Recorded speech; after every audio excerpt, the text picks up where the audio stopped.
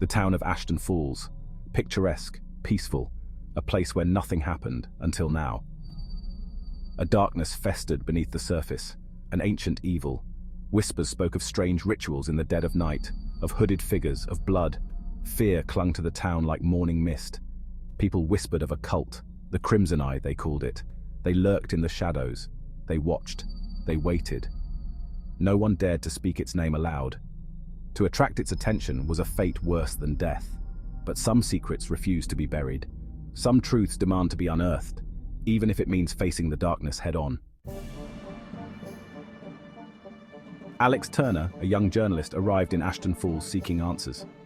His brother, a recent transplant to the town, had gone missing. His last message, a cryptic text about the Crimson Eye. Alex scoffed at the idea of cults. He was a man of logic, of reason. Yet something about his brother's disappearance gnawed at him. He felt a chill run down his spine as he stepped off the bus. The town was eerily silent, too quiet. The air was thick with a palpable tension. He noticed the way the townsfolk avoided his gaze, the way they quickly shuffled indoors when he passed. They knew something. He could feel it. Determined to find his brother, Alex began his investigation.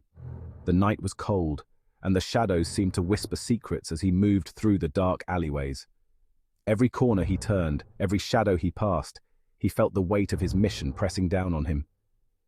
He visited his brother's apartment. It was empty, deserted. The air was thick with dust, and the silence was almost deafening. The eerie lighting cast long shadows, making the place feel even more abandoned. But something caught his eye, a glint of light reflecting off the window pane, a symbol etched onto the dusty window pane. It was faint, almost as if it was meant to be hidden, but it was unmistakable. A circle with a single eye in the center, the Crimson Eye. The symbol seemed to pulse with a life of its own, drawing him in. The symbol sent a shiver down his spine. It was as if the eye was watching him, judging him. He had seen it before, in his nightmares, in fleeting glimpses, and most disturbingly, in his brother's frantic letters. On pamphlets his brother had sent, claiming to have uncovered a dangerous secret society. The pamphlets were filled with cryptic messages and warnings. He had dismissed them as ramblings then. He thought his brother was just being paranoid, seeing danger where there was none. Now he wasn't so sure. He needed answers. He started asking questions. Every person he spoke to seemed to know something but was too afraid to speak. He visited the local library, scouring old newspapers for any mention of the Crimson Eye. The more he read, the more he realized how deep this mystery went. He spoke to the locals, carefully navigating their fear and suspicion. Whispers of the Crimson Eye were everywhere, but no one dared to speak openly. The fear was palpable, and Alex knew he was on the brink of uncovering something truly terrifying. His search led him to the abandoned church on the outskirts of town. Locals whispered of strange lights and chanting coming from within. This was where they congregated, they said, the Crimson Eye. This was their unholy ground. As he approached the dilapidated building, a sense of dread washed over him. The air grew heavy, suffocating. The silence was broken only by the sound of his own heartbeat in his ears. He pushed open the creaking door. The air inside was thick with the smell of decay and something else. Something metallic, something sinister. He shone his flashlight into the darkness, his heart pounding in his chest. He was in too deep. Section 5, the ritual chamber. The church was dark and desolate. Cobwebs hung from every corner. Dust lay thick on the floor, undisturbed for years. The silence was almost deafening, broken only by the occasional creak of the old wooden beams. But something was off. The air was heavy with a strange energy, an energy that sent shivers down his spine. It was as if the very walls were whispering secrets, secrets that were never meant to be heard by human ears.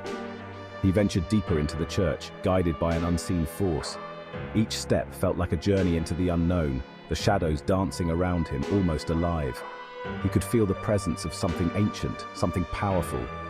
He stumbled upon a hidden door behind the altar. It was almost as if the door had been waiting for him, its presence both inviting and foreboding. It creaked open, revealing a set of stone steps leading down into darkness. The steps seemed to go on forever, each one echoing with the weight of history and forgotten rituals. He descended, his hand trailing along the cold, damp wall. The air grew colder with each step, the chill seeping into his bones. The darkness was almost tangible, wrapping around him like a shroud. He could hear the faint echo of chanting coming from below. The sound was haunting, a melody of voices that seemed to come from another world. It was both mesmerizing and terrifying. He emerged into a large chamber, lit by flickering torches. The light cast eerie shadows on the walls, making the chamber seem even more otherworldly. The air was thick with the scent of burning incense and something else, something metallic. In the center, a group of hooded figures stood around a stone altar. Their faces were hidden, but he could feel their eyes on him, watching, waiting. The atmosphere was charged with anticipation, the ritual about to begin. Section 6. The Price of Truth. The hooded figures chanted in unison, their voices low and guttural. They surrounded the altar, their faces hidden in the shadows of their hoods. On the altar, Alex saw something that made his blood run cold.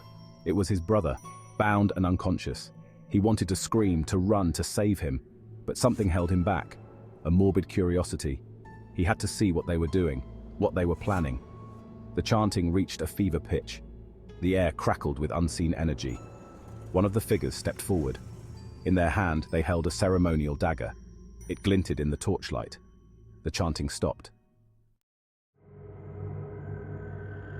Section 7. A desperate escape. Alex knew he had to act. He couldn't let them hurt his brother. He grabbed a loose stone from the floor and hurled it at the nearest torch. It shattered, plunging the chamber into partial darkness. Chaos erupted. The hooded figures screamed in anger and surprise. Alex used the distraction to his advantage.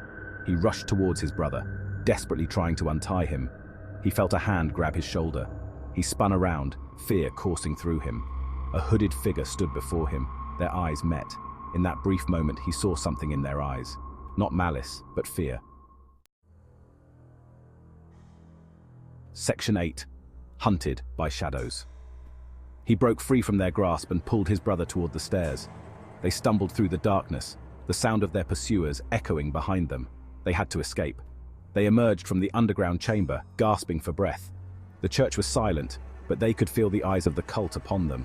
They had to disappear. They fled into the night, the darkness providing a cloak of anonymity. But they knew they weren't safe. Not yet. They were hunted. By shadows, by secrets, by the Crimson Eye. Section 9. Sanctuary. They ran until they reached a small, abandoned cabin in the woods. It was a temporary refuge, a place to catch their breath and plan their next move. They barricaded the door, their hearts pounding in unison. Exhaustion finally overtook them, and they collapsed on the dusty floor, huddled together for warmth and comfort. They were safe, for now. But for how long? The silence was deafening. It was broken only by the sound of their ragged breathing and the beating of their hearts. They were alone, or so they thought. Section 10. The Unveiling. A noise, a soft scratching at the window. Alex froze, his blood turning to ice. He slowly approached the window, his heart pounding in his chest. He peered through a crack in the boarded-up window, his breath caught in his throat. Standing outside, bathed in the pale moonlight, was a hooded figure. But this time, the hood was lowered. It was Sarah, his brother's girlfriend. The one person they had trusted, the one person who had warned them about the Crimson Eye. But her eyes were different now, cold, calculating, possessed. Section 11. The Twist of the Knife. The night was thick with an unsettling silence, the kind that made the hairs on the back of your neck stand up. "It's all your fault," she whispered, her voice a chilling monotone. The words echoed in the stillness, each syllable a dagger to his heart. "You should have never come here." The house loomed before him, its dark, foreboding entrance like the gaping maw of a beast ready to devour him whole. You should have never interfered. Alex's mind reeled. He felt the weight of his decisions crashing down on him, each one a step closer to this inevitable moment. Betrayal cut deeper than any blade. The gleam of the knife was a cruel reminder of the trust that had been shattered. All this time, it was her. The realization hit him like a freight train. The smirk on her face was a twisted confirmation of his worst fears. She had been the one pulling the strings. But why? What could have driven her to such lengths? The questions swirled in his mind, each one more painful than the last. He was chosen, Sarah continued, her voice devoid of emotion. Her cold demeanor was a stark contrast to the fiery passion that once burned in her eyes. He was meant to be our leader, our savior. The group had looked up to him, placing their hopes and dreams in his hands, unaware of the dark fate that awaited. She raised her hand, and in it, she held the ceremonial dagger. The blade glinted ominously, a symbol of the power and responsibility he had been destined to bear. The same one he had seen in the chamber. The room was filled with ancient artifacts, each one a testament to the long-forgotten rituals and secrets of their order. The one meant for his brother, the bond they shared had been unbreakable, or so he thought. The weight of betrayal was almost too much to bear. And then, with a chilling smile, she plunged the dagger into her own heart. The act was both shocking and surreal, a final twist in the cruel game she had orchestrated.